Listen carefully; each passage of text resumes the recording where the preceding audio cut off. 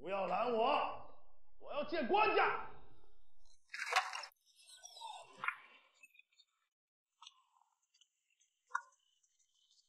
哼，李治，哈哈哈哈哈哈！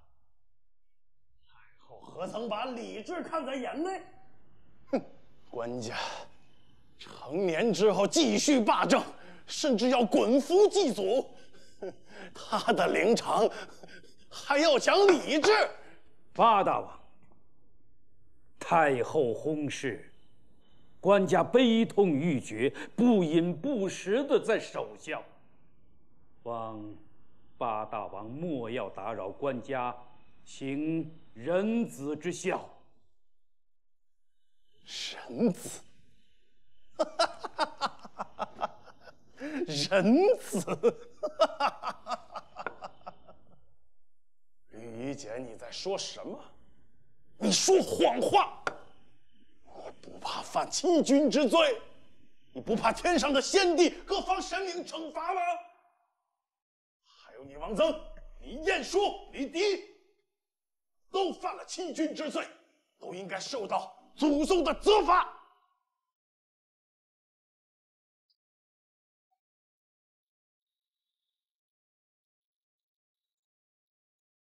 官家，你真要永远以他为母？你八皇叔，朕知你与太后有旧隙，然而这是我与太后有隙，我与太后有隙。官家，他骗得最多、害得最惨的是你呀，官家！皇叔，朕知你有阳狂病，不与你计较。不过，不能让你在此地打扰太后。茂泽，周真，你真的要认贼为母，不给你亲娘报的血海深仇吗？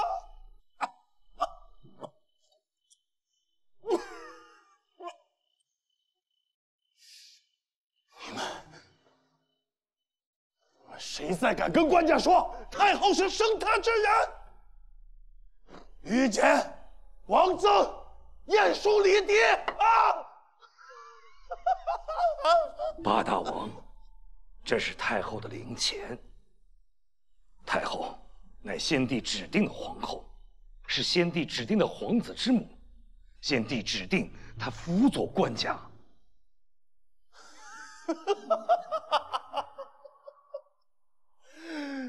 又抬出我皇兄。好，那我问问你们，可是先帝指定他，在他自己病入膏肓的时候，毒害官家生母，以阻官家与生母相认？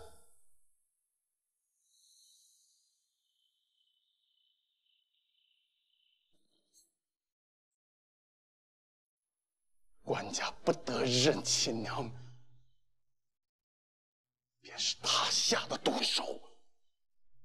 官家，晏殊乃是奸贼，先帝器重你，让你常伴官家左右，你却隐瞒至此，欺君之罪必以你为首。官家，灵堂重地，当受皇家体面。八大王所言是否属实？可遣人核查。官家，晏相说的极是，当守皇家体面。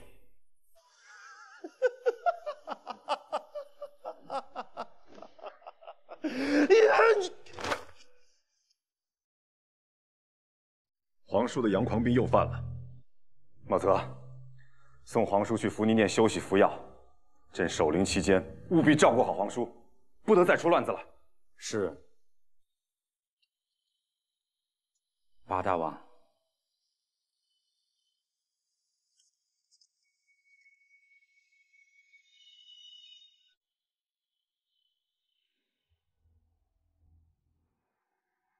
官家生母李娘娘必须证明，而这次八大王闯灵堂，将此事说出，有大功。八大王指责吕相、王相与臣畏惧太后权势，未能将实情告知官家，也非诬陷的。太后证明，八大王有功该赏，有过之人便该罚。朝堂、天下都在看着。该罚？罚谁？所有在这些年中隐瞒了此事的人。那最该罚的是臣，最该罚的是臣。臣与王相公、吕相公不同。自从官家到东宫起，臣便是伴读，陪伴官家左右，对官家本该无所保留。隐瞒官家，臣该得重罚。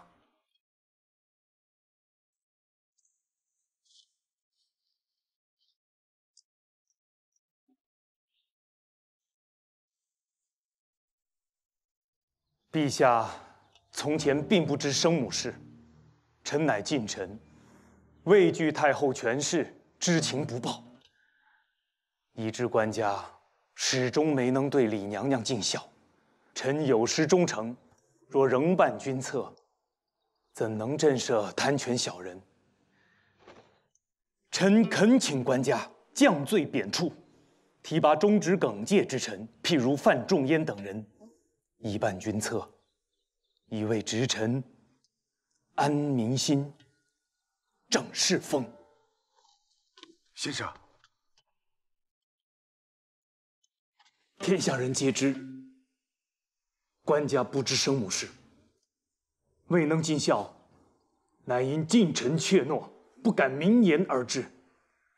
不罚不忠之臣，何以为直臣安民心，正世风？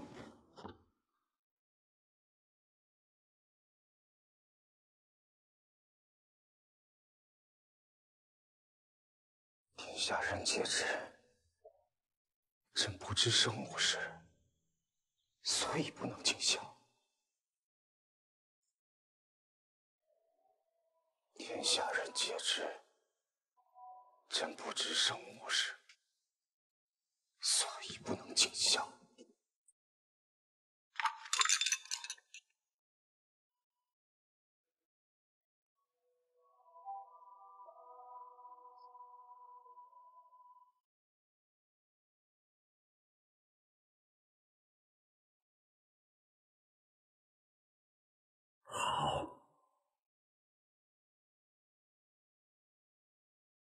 朕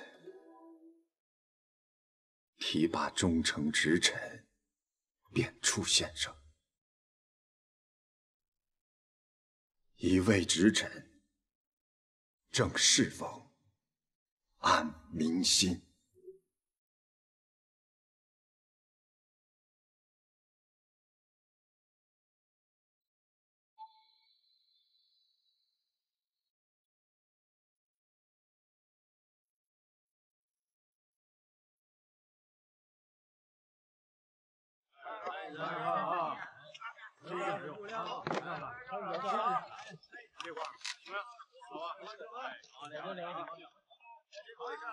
西文兄，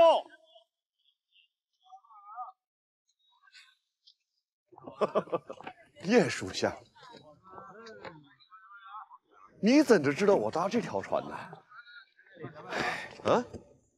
你既来信说嫂子侄儿暂不随行，我又知道恰有这趟货船每10几日便来往一次，掐指一算，就知道你这老抠必定要蹭这趟船省盘缠。先生并不吝啬，四州一学的民钱都能包几条私船了。叶属下这是开玩笑呢。我是忧心官家的名声啊！若旁人知道和这米盐茶砖挤在一舱中的老抠是官家钦点入京任职的范仲淹，难道不会怀疑官家克扣俸钱盘缠，让右司谏顾不起船呢？官家自不会克扣，然而我此番被召入京，我恐怕来不及领右司谏的俸禄，就又被贬到偏远之地了，自当多留盘缠。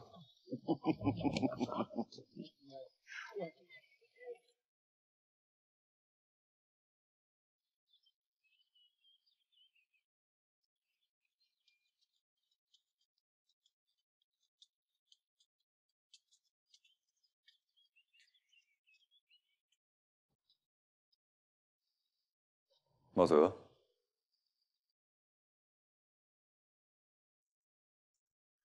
范仲淹人还未到京，札子先到了。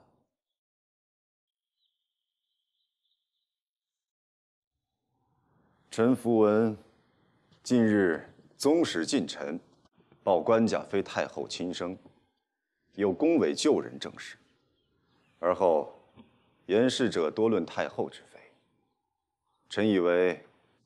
此事乃是太后遵先帝旨意为之，非太后之过。太后为官家嫡母23载，教导辅佐不可谓不辞。自垂帘称制，虽偶有逾礼或偏袒刘氏族人，亦有所分寸。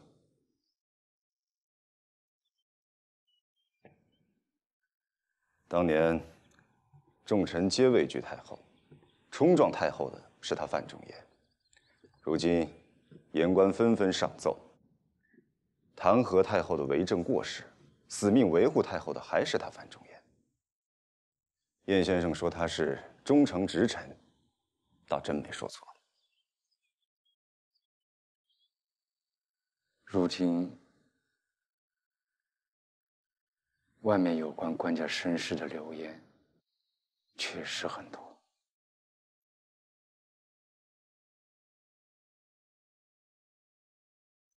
传韩琦，我们出去走一走。是。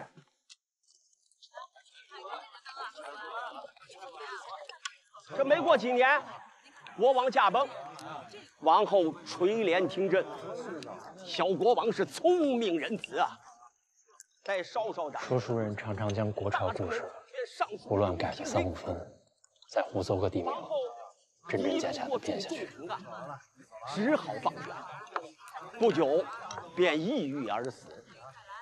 可偏在此时啊，有位辅臣听死说出一个惊天的秘密。秘密？没听说秘密啊？新国王并非王后所生，真正的生母啊，乃是在冷宫中凄凉死去的侧妃呀。此事啊，皇后做了手脚。这故事。 虽然离奇，但却跟最近发生的大事颇有几分相似啊！是不是啊？非官家生母，绝对是真的。我听说还毒害了官家生母啊！毒害了官家生母。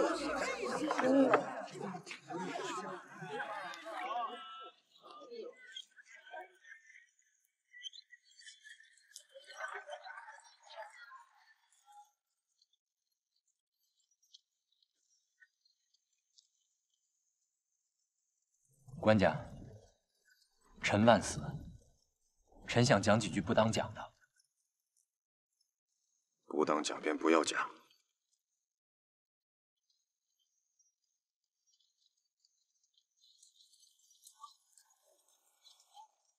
官家，臣以为，今日官家召臣出来，到酒楼瓦子这种3教9流聚集之地，是想亲眼看看，亲耳听听。 此事在民间究竟被传到了何种程度？臣既然如此，你要说便说，没说什么当讲不当讲。若真不当讲，朕回去将你充军便是。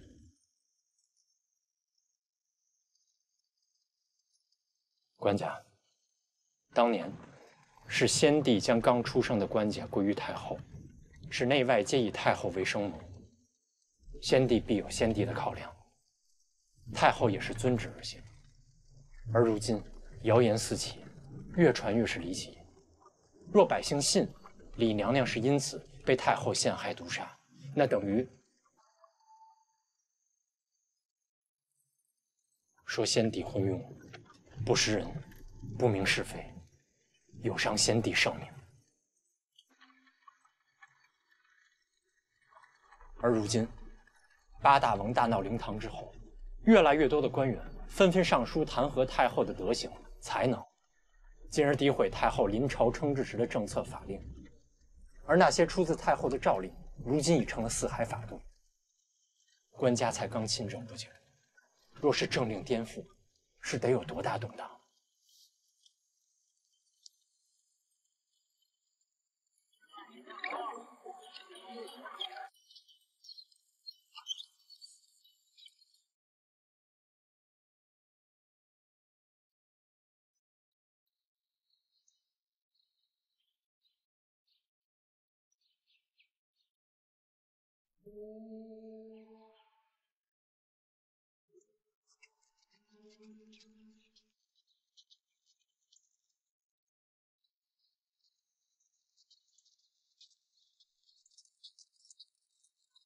洛，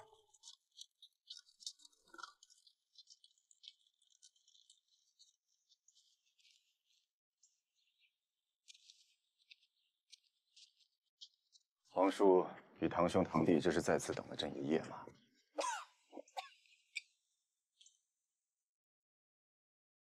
臣是等了官家一夜。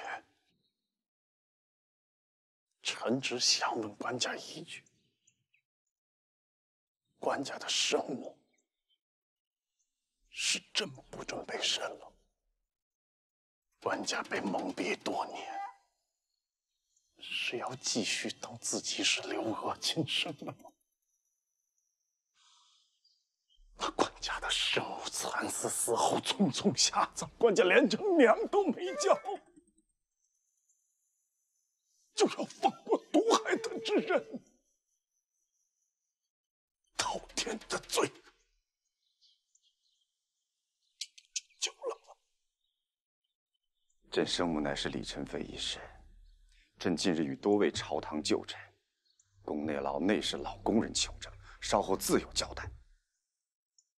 然而皇叔能确定是大娘娘毒害了李宸妃，然后为掩盖罪行匆匆下葬吗？他便是不愿意你生母相认，怕涉及宸妃冤屈，当朝太后德行，此事定要查个水落石出。若罪恶滔天，自必严惩。殿前司，立即带兵围刘府，任何人不得出入。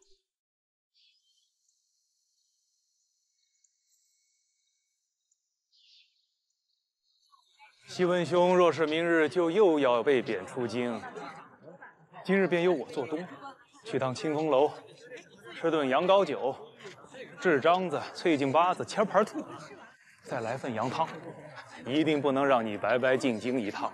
我怎么听说八大王公然骂你是奸贼，咬定你是隐瞒官家身世的首恶？朝堂风云变幻，谁说得清啊？更要趁着还在这繁华之地，该听的曲听了，该饮的酒饮了。执行公务，全家人都快看！呀！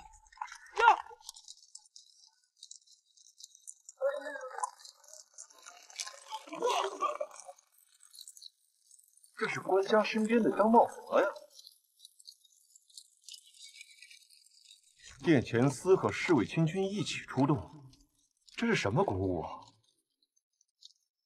莫要看热闹了，我们吃酒去。可是这官家难道是真的信了谣言？无论发生什么事儿，也要等到明日上朝再说。今日咱先得把清风楼新出的菜式一一尝了。走走走走。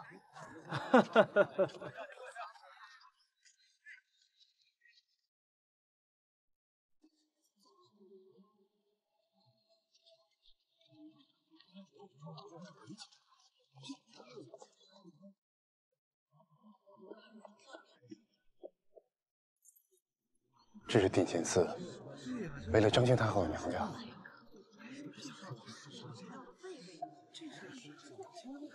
不对啊，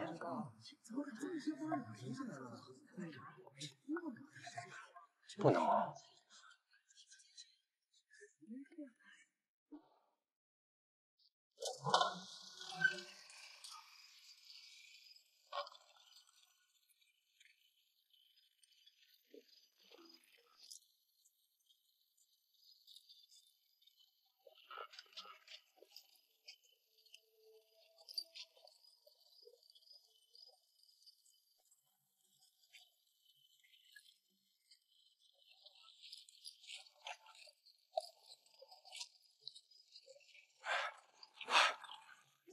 我以为今日到得早了，谁知竟是到得晚的。殿前司和侍卫亲军此时仍在刘府外其围，不许进出。昨晚能睡得安稳的朝臣恐怕不多啊。难道是传闻之事有实证？可若是张献太后才过世，便将刘氏一族问罪，外间未免会觉得陛下凉薄。若是已经有了实证，即可抓捕了。如今却只是为辅，官家当时要彻查真相。怎能闹得如此沸沸扬扬，让百官万民其后结果？若是结果与传闻一致，那后果不堪设想。我虽仍不信传闻，然若不详查，终有疑惑。官家此举是人君当有的公正坦荡。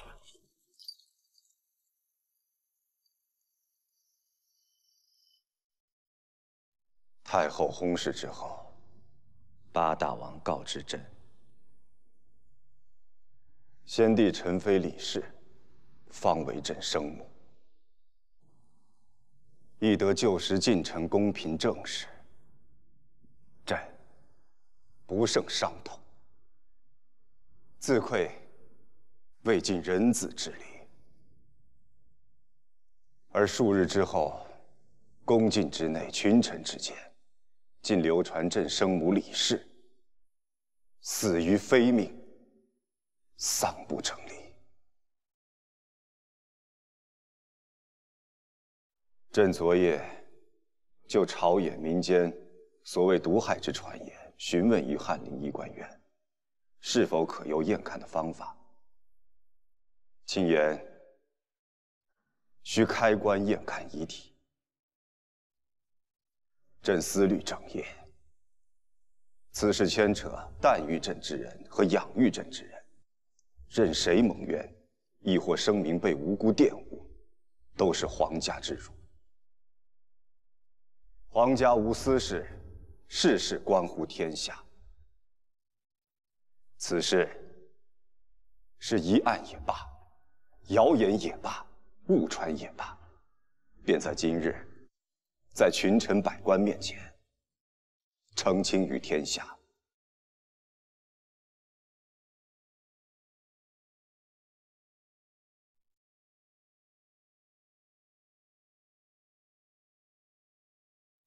翰林医官院赵掌院已率5名医官候于弘福院，便请众卿随朕前往，请出母亲遗体，当场验看。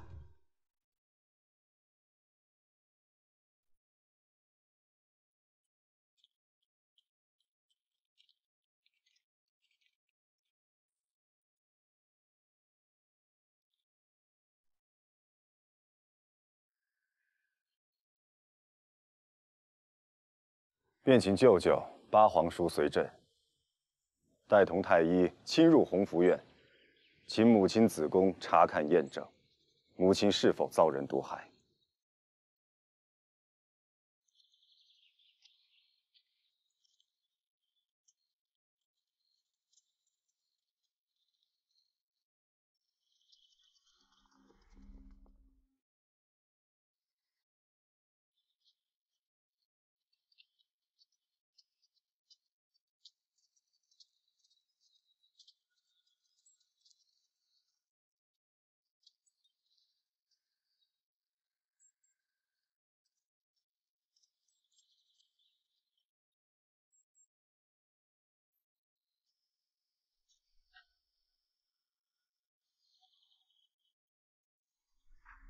舅舅，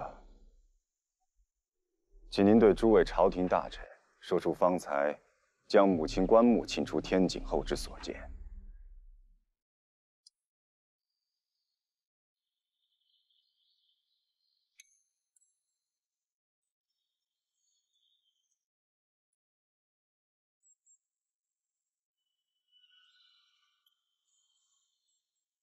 方才在殿内开棺验看，只见姐姐身着皇太后服饰，容颜竟然如生。太医说，这是以水银养护的结果。姐姐的身后事，绝无敷衍草率。我等昨夜一同验看了李娘娘此次病发前后的记录，未见任何疑点。今日我等又开棺仔细验看，未见任何中毒的迹象。所谓中毒之说，当是谣言。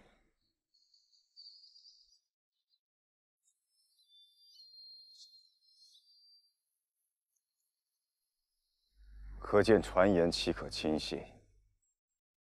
便算是忠于社稷的耿直之人，若内心存了偏颇，亦可被蒙蔽而生妄念。今日之前，朕未能及时查明真相，以致朝堂乃至民间起了许多对大娘娘的猜测，此乃朕之过。今日真相大白，今后诸亲身为朝廷重臣，加罪于人，须当谨慎。要知坏人亲民，便如害人性命。大娘娘以太后之尊，尚显蒙不白之冤，何况他人？臣惭愧。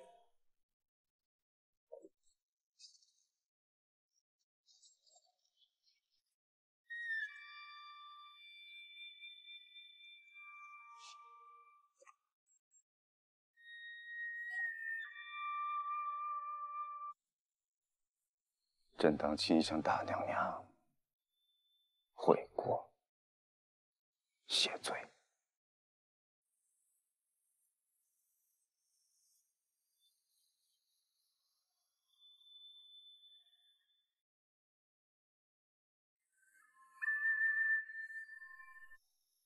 大娘娘，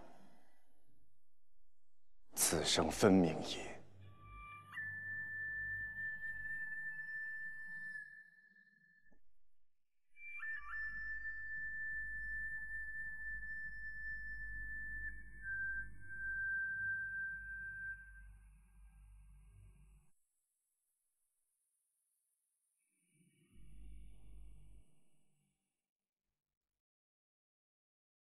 皇帝诏书：大秦皇太后保佑充人时又2年，恩情至矣。而言者往时大体，勿缔结一时之事，非所以为朕效思也。就说嘛，这流言并不是真的。堂堂的国少太后，怎么可能如此恶毒？对，这刘太后虽遵先帝旨意养育官家，也是后代李太后啊。这养育了幼主10年了，这太后啊，毕竟有功于朝廷啊。对，这官家也是厚道。母慈子孝啊，可真不容奸人挑拨乱政。对。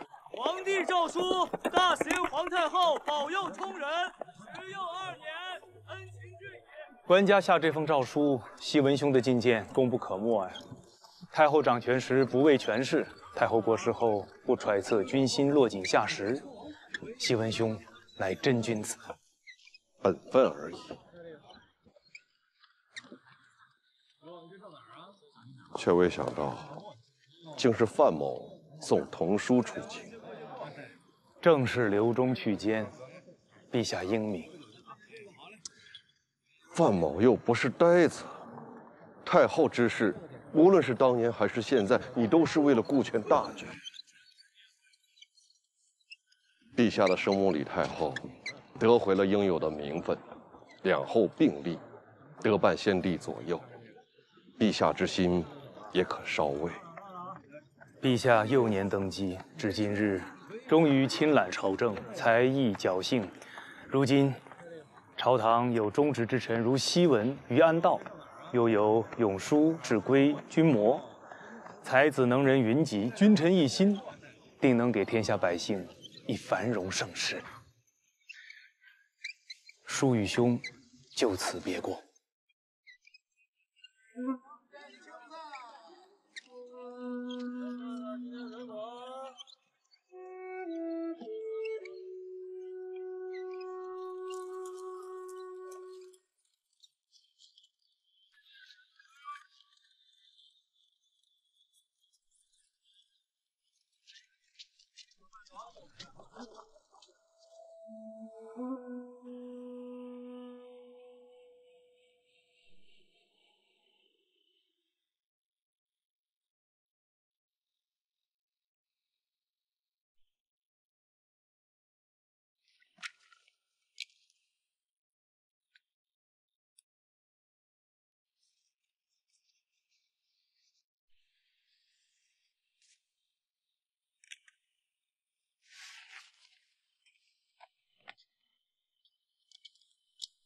官家，韩思剑上的札子最轻，再来便没地方塞了。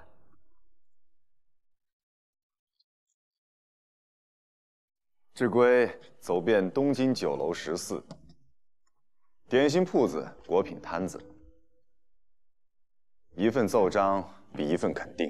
礼方之界限该打破，打破之后不但方便百姓，更可促百业繁盛，增国库税收。科举、茶税、礼方、西讲，每一件，朕都会办到。朕有信心，朕有耐心。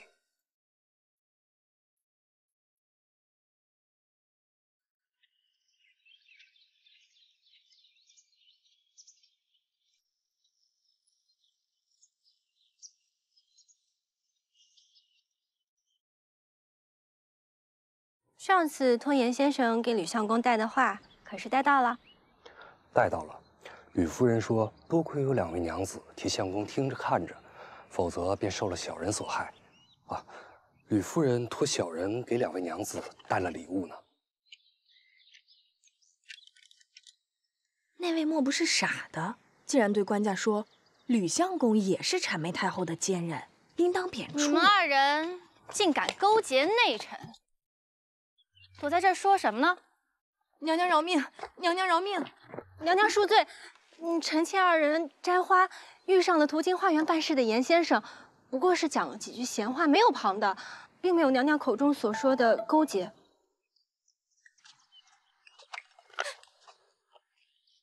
这是什么呀？这可不是宫里的东西。早听说你与外臣走动的勤。果真如此啊！这外臣的礼都送到这宫里来了。原来是吕家啊，怪不得他从前就最会谄媚太后，而今太后驾鹤，他又摇身一变成了忠君之臣，定是从你这儿得了不少消息，才能在官家面前装。还有你们2人。在官家面前装的是一个温柔乖巧，竟敢私下联络外臣，侮辱于我，怪不得最近有那么多弹劾我的札子。娘娘饶命！娘娘饶命啊！臣妾不过是想采些花放在自己阁中，增些春意，哪有什么妖媚惑主之心？官家今日不肯见娘娘，跟我们无关啊！你这个贱人！你就是个贱人！娘娘息怒，你这是问事情的本分，臣家丝毫不敢懈怠。你给我闭嘴！你还是个好东西！官家，是谁他们2人？官家，你要替臣妾做主啊！快叫太医！你这个狐狸！你给我走开！住手！走开！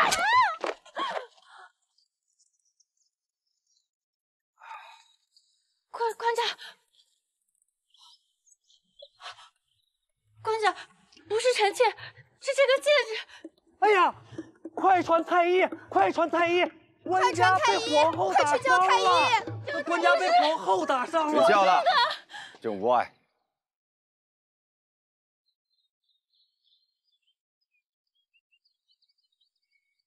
你们各回各处，朕还要去崇政殿，有正事要论。也不要惊动太医，让御药院来个内侍去福宁殿，给朕上了药便是了。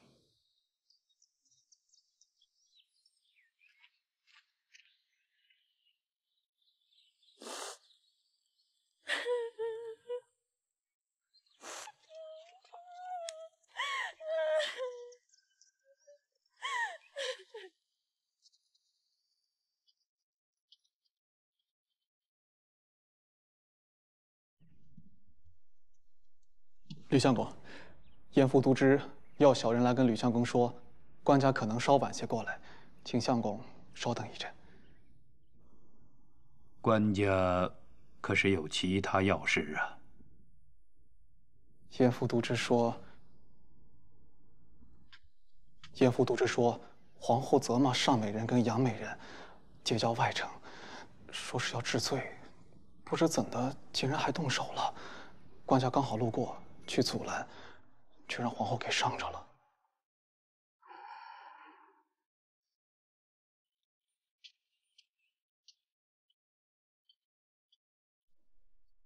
联络外臣，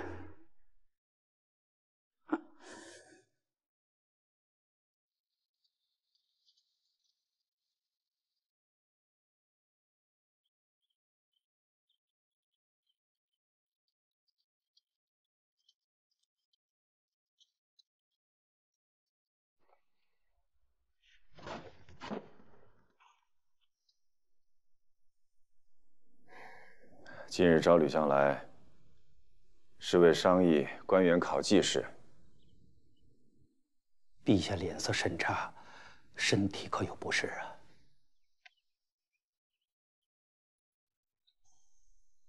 哎呦，这陛下竟不怎么受了伤。恕臣多言啊，是不是刚才跟几个侍卫内臣比划练剑？哎呀，这哪个不长心的呀？ 如此没有轻重，竟然伤到了陛下，这万一有个好歹，该如何交代啊？陛下，你平日对他们再好，这时候也不应该包庇他们了。是谁呀？不干内臣侍卫的事，是皇后。皇后？啊，这老臣偶然也听到皇后蛮横急躁。 但没想到能殴伤陛下，失德之次实在不配为重贡啊！皇后与上阳两位美人发生了冲突，皇后年纪小，压不住两位美人，竟动起手来。朕过去挡，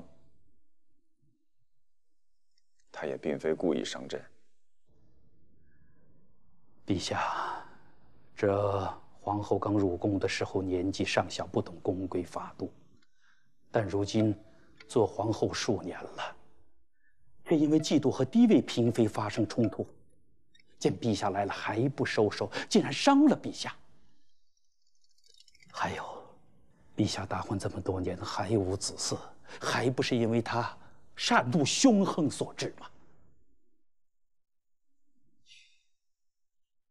臣。 深知陛下仁厚，皇后乃当年太后执意所立，陛下并不情愿，但毕竟夫妻这么多年了，于私陛下不忍抛弃结发之妻。然而于公呢，皇后乃天下万千女子为人妻之榜样，如果德不配位，怎能母仪天下？陛下不忍伤有过之人，但要。 天下所有女子以失德之人为榜样。陛下，孰重孰轻，请三思。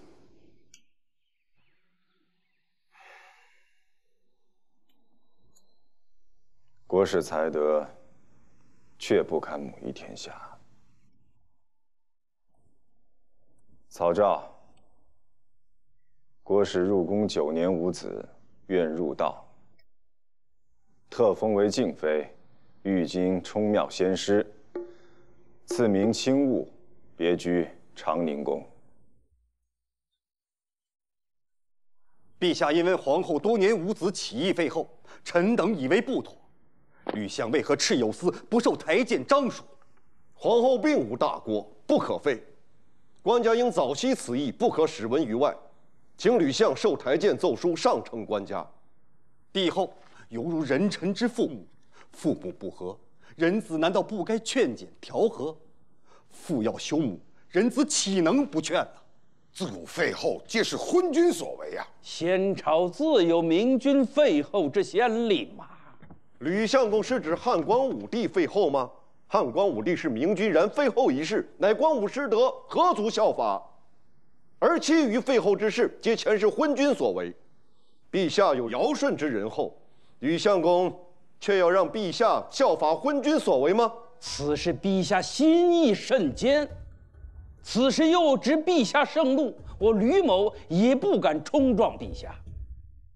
如果诸位定要劝谏，那就请陛下赐对嘛，向陛下当面力陈废后之不可行嘛。好。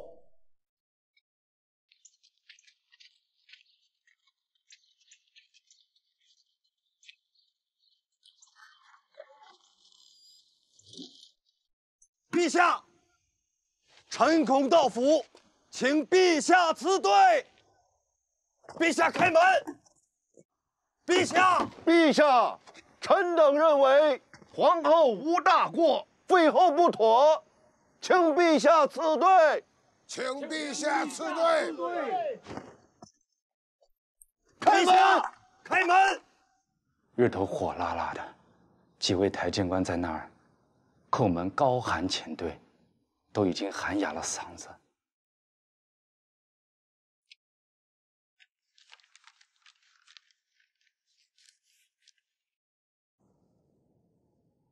台谏符阁请对，实非太平美事。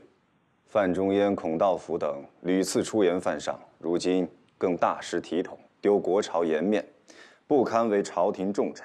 请逐范仲淹、孔道辅出京。这吕夷简的札子。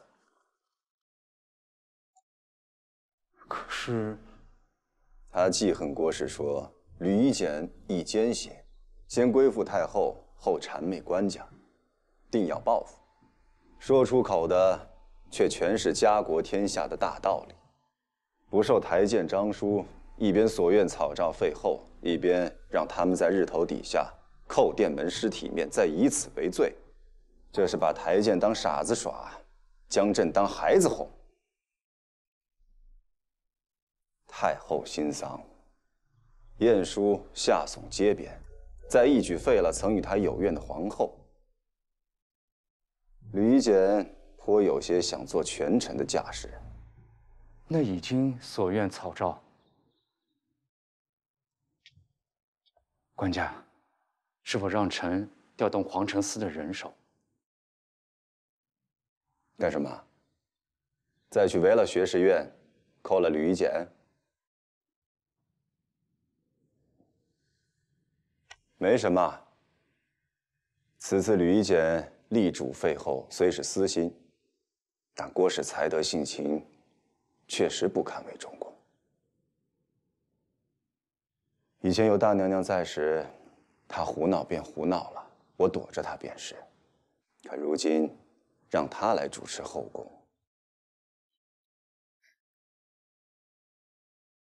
这才几日便闹出乱子，再留此位，不知会惹出多大的麻烦。德不配位，强留，并不是对他的慈悲。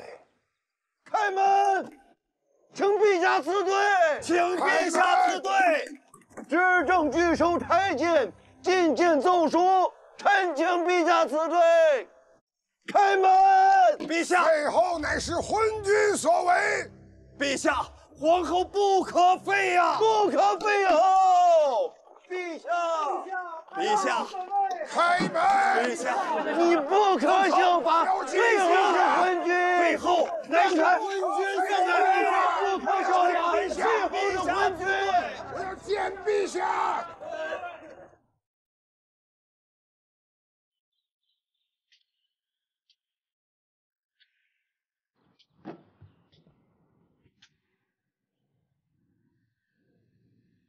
范仲淹、孔道夫等人偏执，臣数度遣人劝他们离开，但他们坚持灭军，于晋中垂拱门前口出大不敬之言，大失人臣体统，不得不发。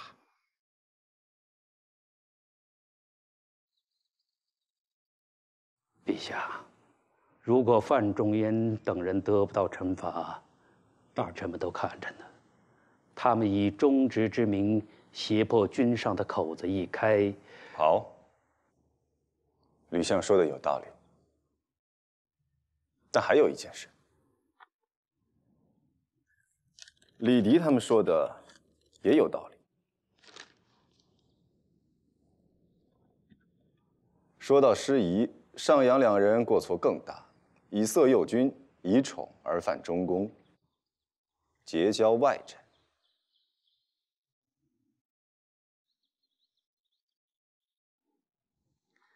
郭氏失德当废，这两人冒犯中宫，却也不可留。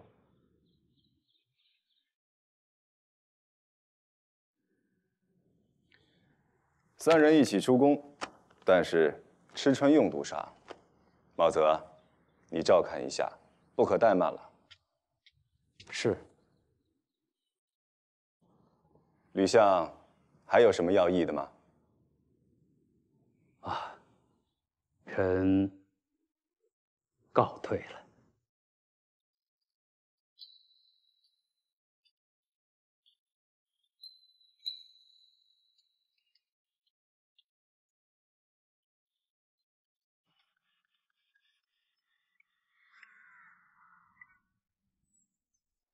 风凉，官家回去吧。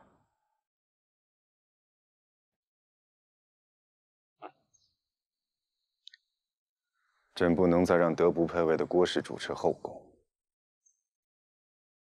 吕夷简想要立威揽朝政，范仲淹立志要做无暇君子。这一番折腾，终究谁输谁赢。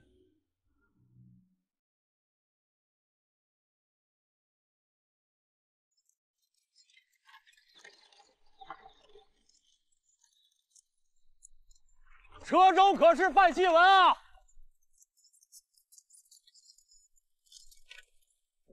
可是葛兄啊，这是入了桐庐郡了。范兄，得到希文贬至睦州的消息，又是替希文抱不平，又为老友相见而兴奋，早就备好酒，算着日子来迎啊。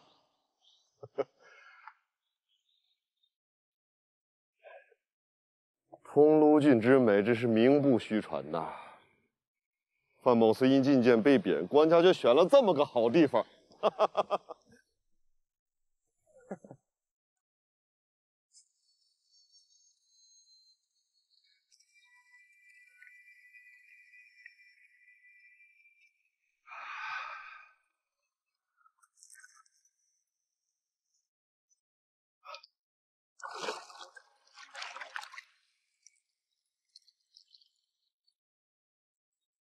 范兄，当心呐！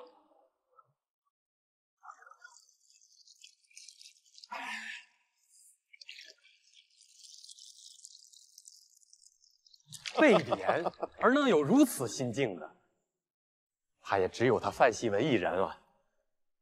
潇洒桐庐郡呐，乌龙山乃中，使君无一事，心共白云空。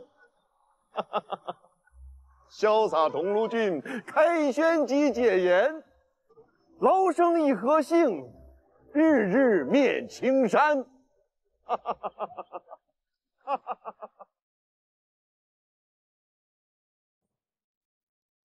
陛下，废后一事，陛下不听劝谏，反贬孔道府范正焉，罚孙祖德、宋祥、赵乾立罢忠诚，必有告辞。而此次竟执意斥除。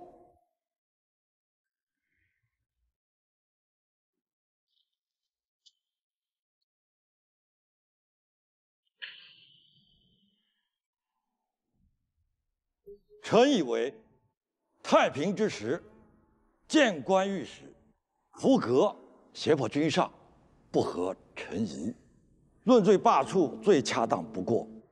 且不若自今日起，凡台谏之议，须密奏章书，不得相率请对。荒谬！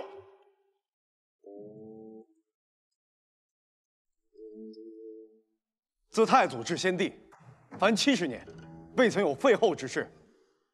陛下却不守祖宗之训，治家上令不以道，奈天下何？而范仲淹身为谏官，竭力劝谏陛下，正是本职。若所见不当，陛下尚需包容，方能畅通言路。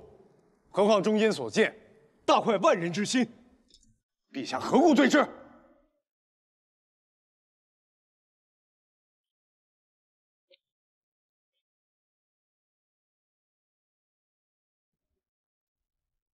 国士德不配位，既已废黜，中宫不可久虚。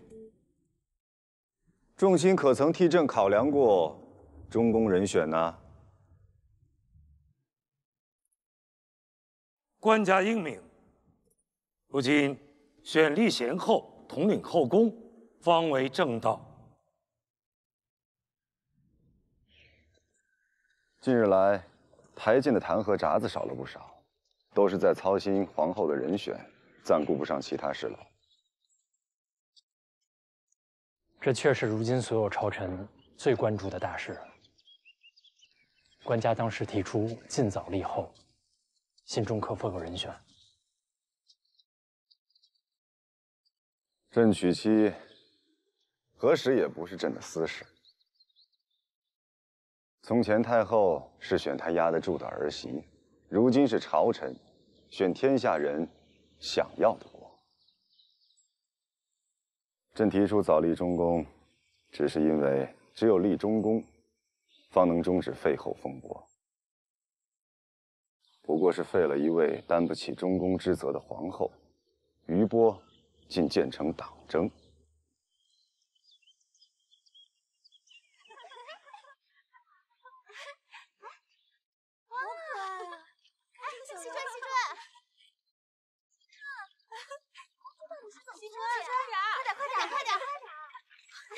你快过来！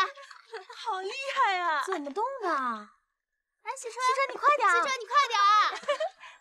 这怎么做的？这是我仿着罂粟先生天圣5年所做的指南车所做。不过，我做的粗糙，先生做的车子可以跑得更远，也能绕开障碍的。哇，太厉害了吧！太厉害了！惜春，这车为什么能自己往前走啊？对啊，对啊。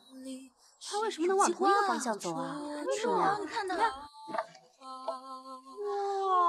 原来在这儿！你们看，这有不同的齿轮。这么多。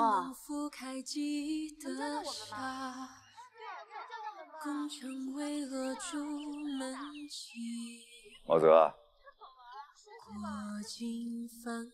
官家，那是哪宫的女官？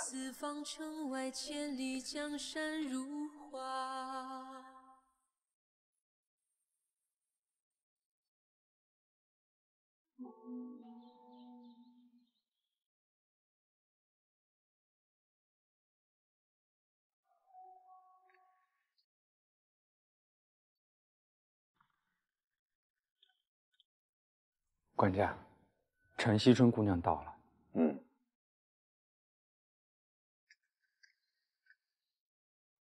官家，陈惜春，岭秋暑退，惜春寒往。你生日在初春？是，奴生在3月初，刚过16。你是小娘娘阁中人，朕从前没见过你。奴才入宫1月不到，太妃认奴做养女。你这个年纪入宫给太妃做养女，可知你父母为什么送你入宫？小娘娘又为什么收你做养女？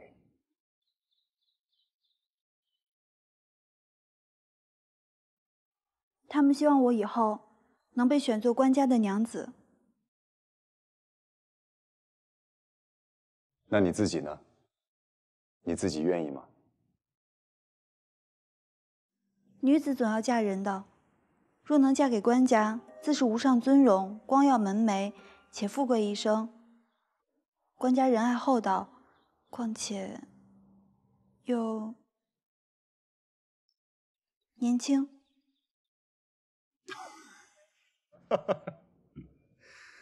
若朕是个老头子，你便要犹豫犹豫，对不对？来，坐，陪朕用膳。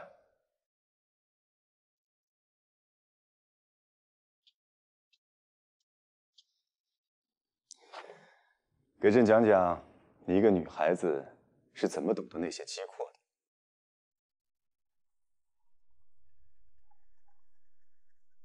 爹爹早年什么生意都做，从北边雀场贩皮毛回来，在京城卖，在南方进了瓷器啊、丝绸，卖到西边、北边。他有许多朋友哦，燕先生，燕先生就是爹爹跑货的时候认识的。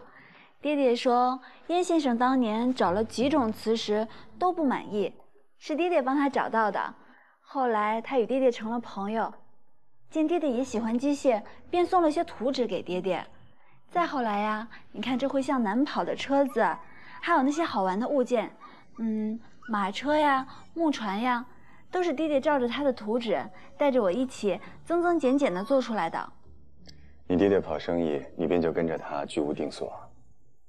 是啊，从小我就跟着我爹，后来我娘去世了，爹爹就带着我。啊，官家，我想起来了，前年我们在苏州看到有人改装骚车，用上了皮带，还有脚踏，这样就省力了许多。哎，官家，你可想看看图纸？惜春带入宫了，一直想试做一架出来，我去拿给你看。哼。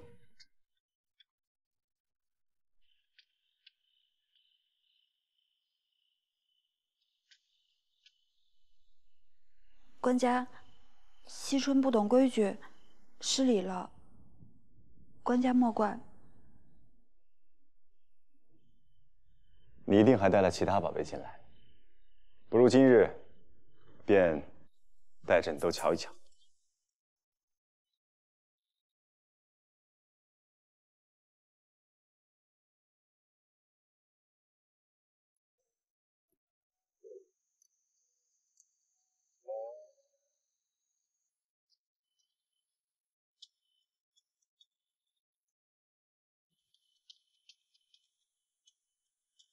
管家，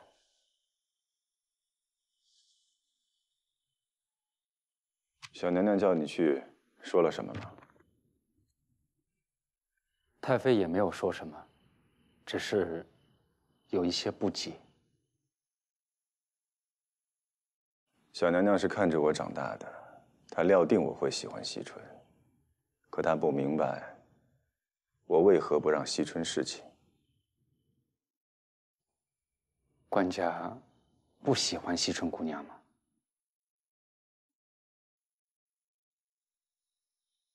茂泽，惜春能做皇后吗？这臣就不懂了。那就试试。陛下，近1月来，臣等举荐了不少女子。俱都出身名门，家风甚严，又都知书达理，容貌端庄。不知陛下审阅后，可否有能担中宫之责的？一定要从众卿推举的女子当中选吗？朕倒觉得，身为皇后，主持后宫出身品德固然重要，却也须得聪明能干。朕近日，臣听闻官家近来每日召太妃和养女去福宁殿，连看闸子都要他陪着，还给他父亲加封了官职。陛下，臣氏乃贩卖皮毛瓷器出身，精明算计，粗鄙重利。今年才选一小官，又攀附外戚，拉拢官员，送女入宫。如此人家，怎能养出贤德端庄的皇后来？陛下，臣氏的官职为子承使，此乃以官员家奴的官名。陛下怎么能选这样佳人的女子为后呢？陛下，陛下三思，选后之事天下瞩目，陛下一言一行、一举一动皆为天下人效法。陛下废功勋之后，郭氏若选商人之女为后，那必要一笑百年呐！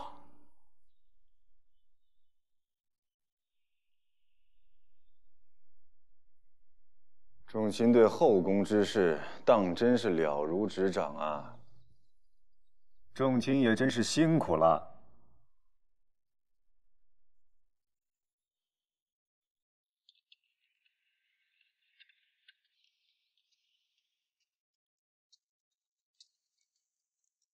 官家，晚膳备好了。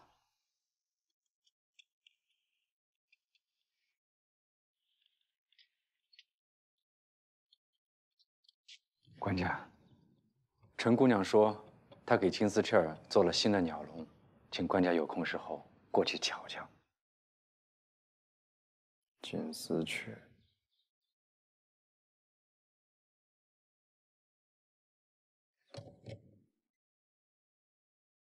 今日叫荷儿过来吧。是。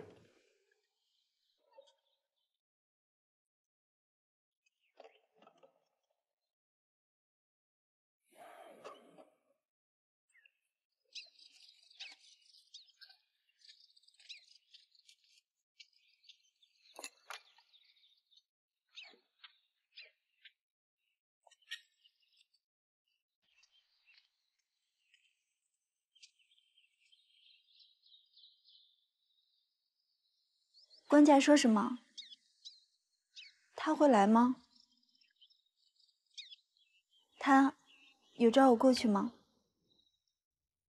官家今日召苗娘子过去陪着用膳侍寝。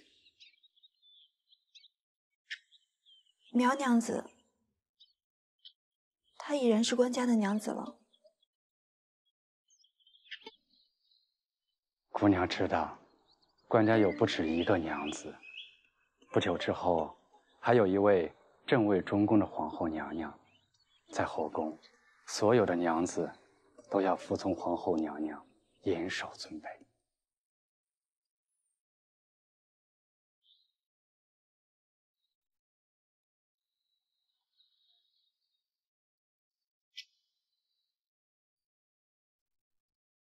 麻烦张先生跑了一趟，天色不早了，我回去看书了。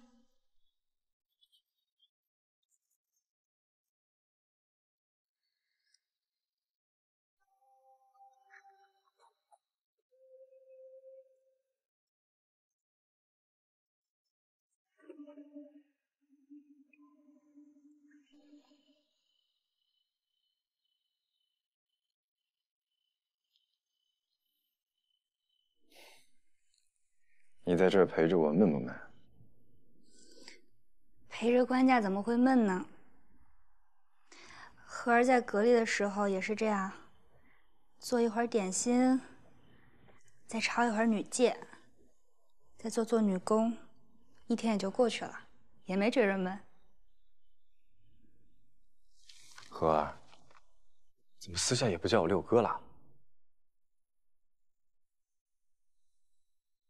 如今荷儿和其他娘子一样，都是官家的娘子了，难免被其他娘子知道，我会不开心的。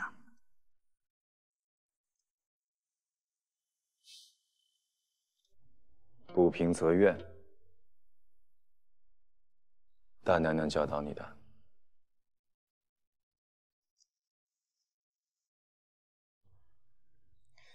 大娘娘教得很好，在宫中做娘子，理当如此。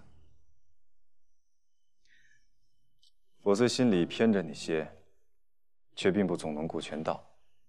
你能同别人相处好，是因为你温柔和顺，懂事乖巧。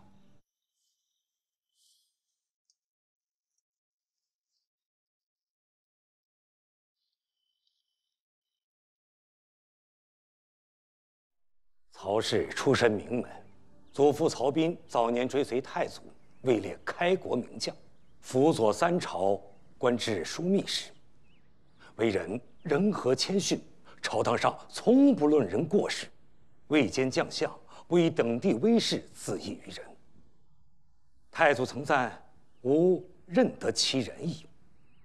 而曹氏四叔曹伟屡立战功，招降外族，袭破李继迁，官至宣徽北院使，可称我朝第一名将。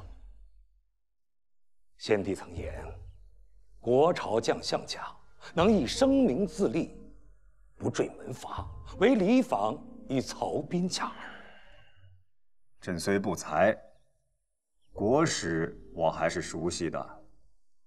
曹家是可以写入国史的名臣之家，朕清楚。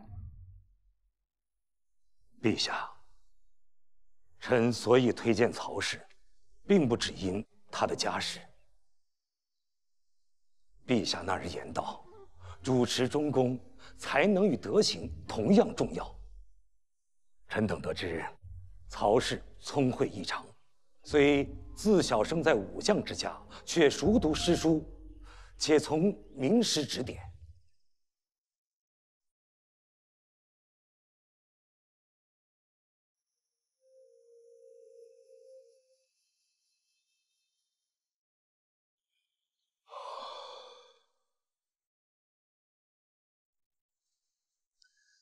所以几位都认为曹氏是最合适的中宫人选。曹氏德才兼备，是中宫佳选。好，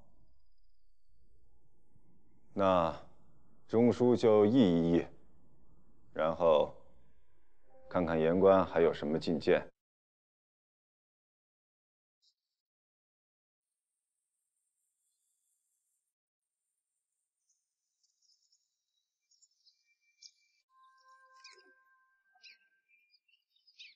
怜你君子无暇，弃我先一怒马。四方城里官家，十里灼灼桃花。春风如梦拂开几做得真精致啊！你听过欧阳修吗？他是我们国朝的才子，他的诗词传唱甚广。使之所向金龙听，不及林间自在啼。金丝雀在笼里，黄鹂鹰儿在园中。都不如每年春天偶尔会在后院湖中暂留些时日的天鹅。天一暖，它们就飞走了。惜春，可惜你没赶上它们在的时候。不过以后，你自有机会看见他们在天地间翱翔的样子，定然更美。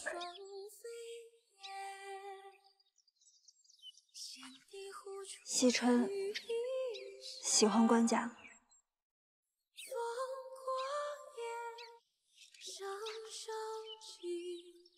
梦醒尽平修罗。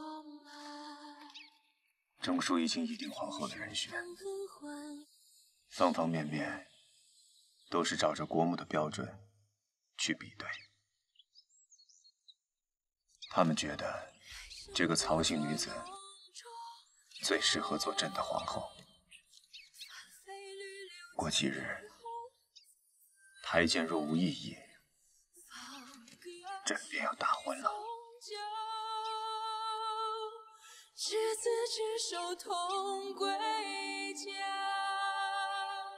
来生可作双飞燕，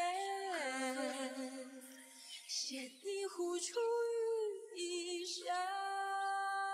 时之所向进龙庭，不及令箭，自在啼。浮生长恨换于心。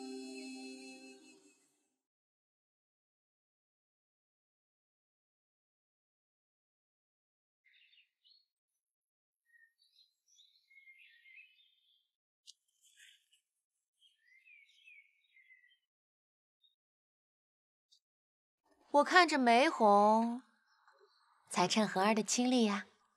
青素姐姐，你说是不是啊？我挑的这朵，比苏子美的眼光强多了。这花与苏子美有何关系？说的好像我与她私会一样。我说的是苏子美的眼光。难道你不是自7、8岁便只爱簪粉色月季？还不是那回苏伯伯带着苏子美到你家赴宴，哎，我们几个女孩在那斗花，他巴巴的折了朵粉色月季塞给你，说：“这个妹妹真美。”干她何事儿？我本来就喜欢粉色。哎呦，我们在一起长大的，你装什么呀？难道你们俩没有私相授受？啊，苏子美还给他写了首诗呢。什么诗啊？你写的？谁是苏子美？我不认识。你不认识啊？原来你不想嫁给他呀？那我怎么听说杜伯伯？哎呀，我一个女孩家，到了该成婚的年龄，爹爹让我嫁给谁，我自然是嫁给谁。我方才还没说完呢，我是说呀，听说当今皇后因善妒无后被废，中宫无主，官家呢又无皇子，群臣纷纷上书官家，要择家教好、品貌端正的，又有学识的淑女入宫备选，所以薛伯伯就……薛伯伯不会推荐我了吧？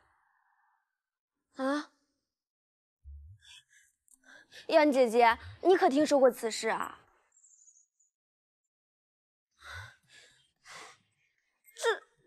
这待字闺中的高门之女有很多呀，薛家的右熙、玉壶，吕家的雪柔，还有那个王相家的……对，这些都是人选，你也在其中啊。不过前不久好像右熙和玉壶已经不是人选了。我听说呀，薛伯伯为右熙相中了欧阳修，而三姐难产而死，王拱辰一直不肯续弦。哎，薛伯伯呀，又不舍得这个女婿，又心疼这个外孙，于是呢，要将玉壶再嫁给王拱辰的。可是我爹他也口头答应过苏家呀。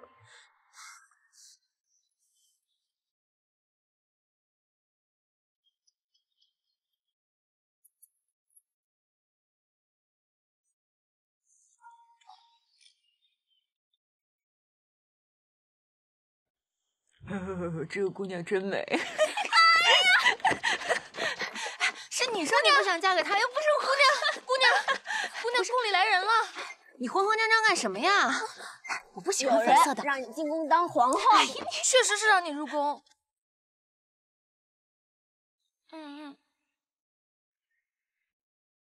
台谏全体对曹氏盛赞，极言其端庄贤淑，才德兼备，聪慧柔顺。朕都不记得在这之前，整个朝堂竟有如此意见一致的时候。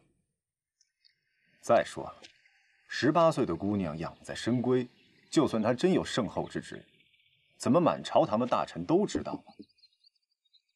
呢？这也有个缘故。曹氏当是才华过人，为人诚信，但是容貌丑陋。什么？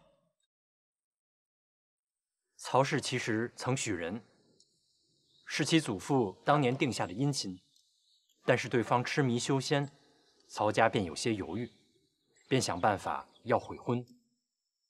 据说是这曹姑娘自己坚持守诺，便算嫁到夫家，守一辈子活寡，也不能让先人失信。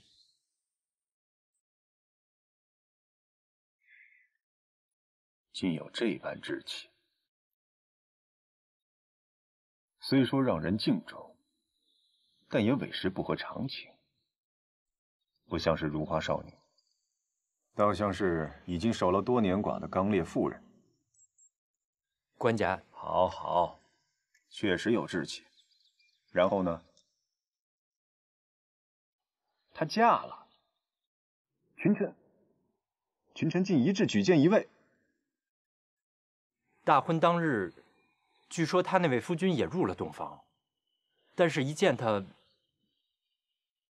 便越窗逃走了，所以都说曹氏极丑。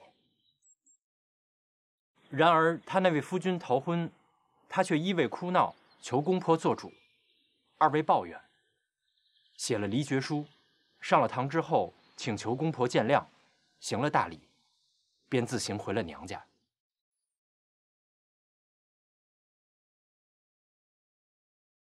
名门、德高、诚信、貌丑，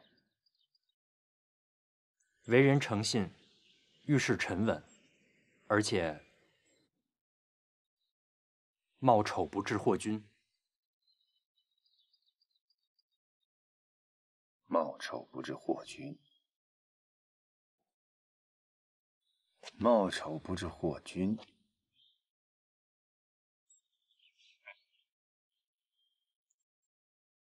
这就是朝臣心中的国母。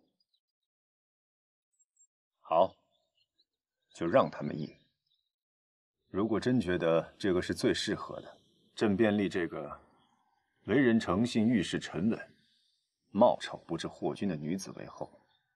横竖她已下定决心，为做道德典范，不介意做德高望重的泥菩萨，当真是再合适不过了。官家，好了，朕答应群臣送惜春出宫去，他们也答应了，再给他父亲升2级，专管杭州的丝绸商务。你一直对商务事兴趣甚浓，也不妨与他结交一下。是。为惜春选夫君的事，你也替我长个眼。做不做官的不紧要，门当户对的商人也好，但定要俊朗能干，要喜欢他，对他好。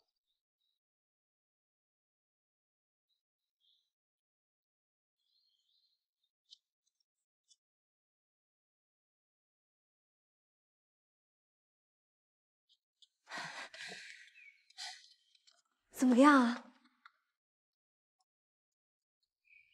说话呀！说呀！3日后召我入宫，不是宫宴，不是陪哪位娘子读书，就是入宫，同几位女子一同入宫，然后从你们几个人当中挑选皇后。应该就是如此了。可是为何会选我呢？我嫁过1次了呀。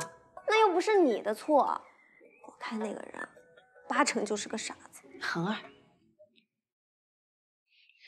那一次是月老牵错了线，所以解开了。妹妹出身名门，才貌双全，胸襟见识都是女子中极少见的。妹妹，其实这么想来，你确实做皇后母仪天下的好人选呐。不可能，怎么可能选我做妻子呢？绝对不可能的。怎就不会了？你不就合力过一次吗？哎，你从前可从不在意的，你说过，从不觉得自己比谁低了。若是哪个男子因此看不起你，那是他心胸狭隘，目光短浅。你曹丹书要嫁也要嫁一个胸怀宽广、坦荡的男子。父亲在家中偶尔提起陛下，感觉是个又温和又仁厚又有大智慧的人呐。据说啊，长得也好看。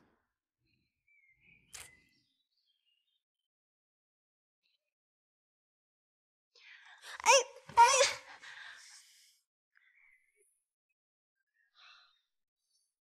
那大概只是因为曹家是勋贵，如今又无人在朝中任要职，国朝后妃常出自如此人家。我大概只是被例行送入宫，做个陪衬吧。天哪，这还是我认识的丹叔吗？你何时如此自谦过？可那是官家呀。官家又……天哪，不会就是你上次神神叨叨的说比苏子美还要美的神仙人物吧？